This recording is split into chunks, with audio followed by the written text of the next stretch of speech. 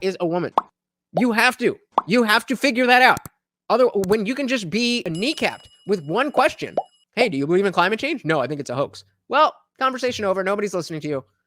Hey, do you believe in a woman? Well, it's a collection of stereotypes and social constructs, and usually nobody is listening to you anymore. You have to be better with your rhetoric. David said to M169, I hear what you're saying, but it would be easy for any Dem to say, well, climate change is real. And exactly. Ayush says the problem is the mainstream media keeps conflating climate change with pollution. Happens in many forms: air, water, soil, noise. It is toxic to the people exposed. Well said, sir. Well said. Absolutely. There's a huge difference between pollution of any of these sorts and the changing of the climate. It's this type of stuff that we need to, again, find the wording to be able to just spit out. Climate change isn't this, it's that. Or climate change is just da-da-da-da-da. That's what needs to happen. I thought the fact that everybody on the stage, except basically Vivek, really wanted to avoid the question. They were uncomfortable. Yeah, so Ron jumps in to try, because they try to do this, like, raise your hand. Only one person semi-raised their hand real quick, and that was Asa Hutchinson. So Ron jumps in to rescue everybody from the question of, what about corporate media? How about corporate media? What are you do you believe in human? So that's really what it was. When DeSantis is like, well, let's just have the debate and then pivot. That's what was going on, not trying to give a short answer to a more complicated question. And I think, Vivek would have been happy to not raise his hand and give that strong answer as he did. But all the rest of them, not willing to. And so when you see it that way, more strength and leadership from Vivek and more politicking in a good way from DeSantis, but 6 of one, half a dozen the other there, I think. Moving on. Man-made climate change. He jumps in, which I thought was, like, it's sad, but I think it was actually like a clever move to short circuit. I disagree on that one. I thought it was a clever move to short circuit the question, which put everybody, including himself, in a very awkward position. But then he doesn't have the skill to pivot in a way that's not obvious. So he's like, let's have the debate. Corporate media, am I right? Which just, to me, felt so hacky and politician. It was so. I should have seen that. And I she said that he didn't do it in a good way, and I kind of got caught up in it. So that's why we are looking at both sides of things, because it's important to know what people are thinking. That's the whole point of all this. What do people think of these candidates? Now that they've had a chance to speak, what are people thinking of them? What is the populist temperature? He says, and he only opposed to raising the hand once. He never said anything to raising hands later on. Yeah, so that really shows it's about the question. So obvious that it was just like, I don't want to answer this question. So when Vivek chimes in and he's like, hey, I'll answer the question. I think, the climate change agenda is a hoax, and here's why, blah, blah, blah. Even though it was a divisive response, and even though clearly some part of the audience was not having what he was telling, and that it was young people makes a lot more sense, because even young Republicans believe in climate change and think we should be doing something about it. That's why I was confused. But I think even though it was a divisive answer, because he was so clear and not trying to I don't really want to deal with this one, I think it ultimately serves him well. So here's my take on it, just to walk everybody through it. So they ask, do you think climate change is real? Only Asa puts up his hand for like a split second and puts it down real quick, which all of that is bad. It's 2023. Now the anecdotal experience of everybody is matching up with the empirical data. This is just, it is literally psycho. And I forgot who said it, but apparently the Republican Party is like one of the only political parties in the entire world that still denies climate change. Like, there are conservatives in other countries who are like, well, yeah, of course climate change is happening. Yeah. All right. So there's one more here with Pence and Vivek. Back and forth things, a whole bunch of moments where it's like, oh my God, do they really believe that? So first I want to start with, and this was evident from early on in the debate, Pence really going for the jugular against Vivek, probably because he feels like, this idiot's outpolling me. What the hell? I'm the vice president, right? Yeah. So he aggressively went after him. Take a look. This isn't that complicated, guys. Unlock American energy, drill, frack, burn coal, embrace nuclear. Put people back to work by no longer paying them more to stay at home. Reform the U.S. Fed, stabilize the U.S. dollar, and go to war. The only war that I will declare as U.S. president will be the war on the federal administrative state that is the source of those toxic regulations at acting like a wet blanket on the economy. So I'm not sure I exactly understood Mike Pence's comment, but I'll let you all parse that out. For me, it's pretty simple. That's something a U.S. president can do with focus, and I'll deliver on it. Well, let me explain it to you. Yeah, again, bad wording. Well, I didn't understand it. No. That's saying that you didn't understand it. We're saying Mike's babbling about some BS or something like that. That's how you want to attack that. I'll go slower this time. I sometimes struggle with the reading comprehension. Look, I was a House conservative leader before it was cool. I actually pushed the Deficit Reduction Act. That was the last time we actually reduced the national debt in the United States when I was the leader of House conservatives. I balanced budgets and cut taxes when I was governor. I mean, look, Joe Biden has weakened this country at home and abroad. Now is not the time for on-the-job training. We don't need to bring in a rookie. We don't need to bring in people without experience. Okay, people not liking it. We need to bring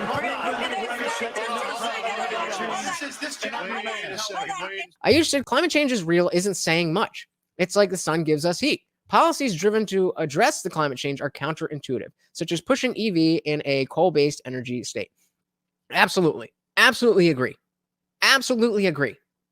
But saying that climate change isn't real, saying that climate change is real in the face of somebody saying, no, this is a hoax, is that's a knockout punch. That's a knockout punch. David Banner said, Vivek is saying he can deliver, but let's be real. Congress plays a huge part in any agenda that a president can push. Fair enough. But I think, again, when, we're not in this cutthroat environment of sound bites and everything, then, he is going to, he's going to do a lot better with these aspects of the presidency. Unwanted Foe said, this is why I described him as a high school jock. Fair enough. Because he invoked me back. Listen, now that everybody's gotten their memorized, prepared slogans out of the way, we can actually have a real discussion now. The reality and the fact of the matter is... Was that one of yours? Not really, Mike, actually. We're just going to have some fun tonight. And the reality is, you have a bunch of people, professional politicians, super PAC puppets, following slogans handed over to them by their 400-page super PACs last week. The real choice we face in this primary is this. Do you want a super PAC puppet, or do you want a patriot who speaks the truth? There you go. Which is what you're hearing about. Or do you want revolution? Mm-hmm. Okay. And I stand on the side of the American revolution. Yeah, David, I'm not disagreeing with you at all. I think you're absolutely right. I have the faith in Vivek to do it, and maybe slightly naive, but I do think he can do it. We're gonna take control back here. Damn. So a couple things there. Pence was the aggressor against Vivek. Mm-hmm. It was very clear internally. Him and his staffers were like, this guy's out polling you. He's a nobody. This is embarrassing. Yeah. So he went in there with a mission. Oh, yeah. It's to go after Vivek. He did it continuously throughout almost the entire debate. And then later on, others jumped in. Yeah. And I actually think Pence was one of the worst at getting blows in against Vivek that landed. I think Haley did a better job. Even that one line from Christie, I think, did a better job, which we'll get to that one in a little bit. Yeah. So the most contentious parts is Pence saying, oh, I'll go slower this time to explain to you what I was saying. Yep. And I mean, you can't give those layups. You cannot give those layups.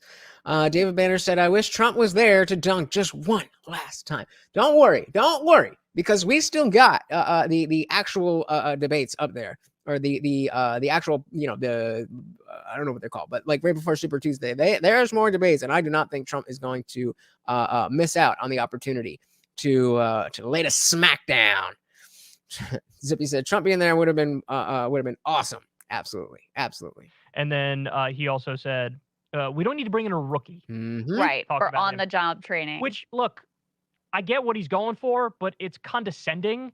And I think the general mood in the country is like, let's prefer get somebody outsiders new to insiders, because insiders got us in this mess in the first place. Exactly. And remember, in a post-Trump world, you, especially on the Republican side, you can't be making these arguments, because the whole thing has been about drain the swamp, the deep state, this, that, the other.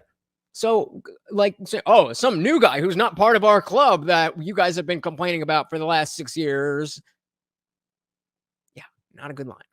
So I don't think the whole like, well, I have experience thing. I don't think that's compelling in the same. I mean, I said the same thing back when it was Hillary versus Trump.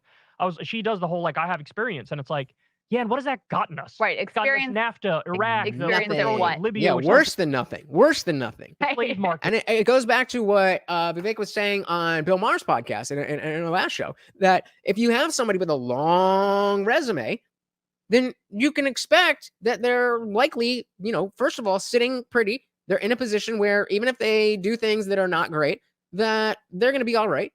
And secondly, that they're more likely near the end of their career. Whereas if you have somebody who's newer, maybe they don't have that experience. But if they can show you that they have what it takes to do the job, then they have more stake in the game because there's a longer time period, which they're going to have to be a part of the country. It's like outsourcing. It got us all these terrible things. And so I think Vivek, won the best in this exchange.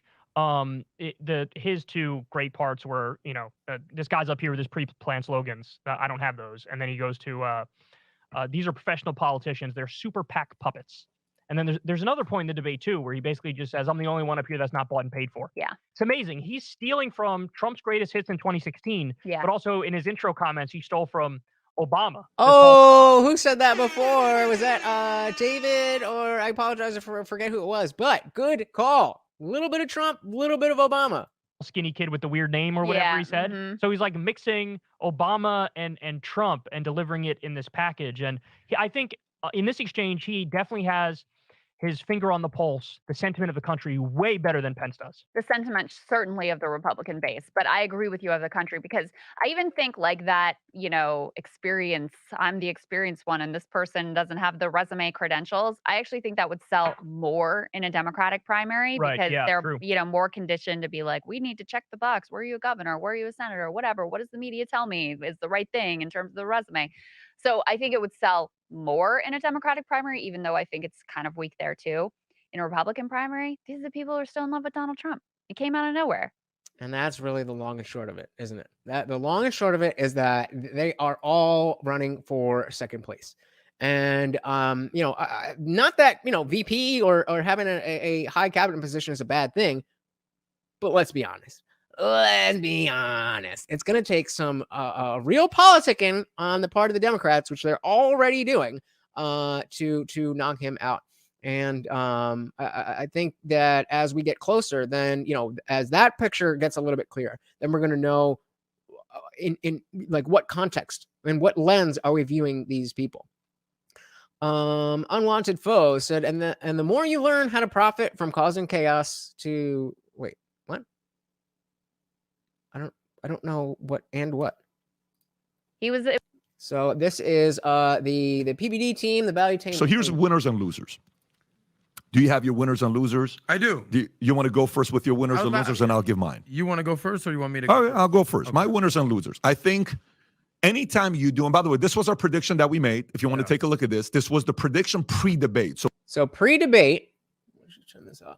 So PBD had Vivek as the winner, Pence as the loser. The biggest, the most shots at Trump would be Christie, at Biden, DeSantis, and the most surprising would be Tim Scott. I don't know if anybody really cares about the rest, but you can take a look. They even blocked out their own guy's thing. But how do you think how was their prediction? So we gave this to you guys. Rob, you got this from us yesterday or something like that, and you guys kind of put it together. So winners, I thought Vivek was going to be the winner. I thought Pence was going to be the loser. Then shots at Trump, Christie, he did that. Shots at Biden. You have, DeSantis. Most surprising, Tim Scott. I don't think Tim Scott was the most surprising. I thought it was Haley by a mile. Winner, I don't know who you had there. I agree. And in terms of most surprising, I would say Nikki Haley, because she seemed to have, if we had to rate it, I would say, top three being Vivek, then Nikki Haley, then probably, I want to say DeSantis, but I don't know if I can put him there. Because Christie had a lot of notable moments. Pence had some solid moments, and again, DeSantis kind of just didn't move the needle. Unwanted Foe said Adam and Tom were way off. The winner would be, I don't even know this guy's name. Loser being Tim Scott. Shots at Trump. being Pence, shots at Biden being Bailey, and obviously most surprising if he was going to win. And then Tom had DeSantis winner, Haley loser, Christie shots at Trump, DeSantis shots at Biden, and most surprising, Tim Scott. Yeah, Ron was suffice. He was okay. He didn't do anything wrong, but he needed to do something great, and he just didn't. He just didn't. Zippy says, "Where are the Black Rock Nikki t-shirts at?" Oh man, I would rock one of those.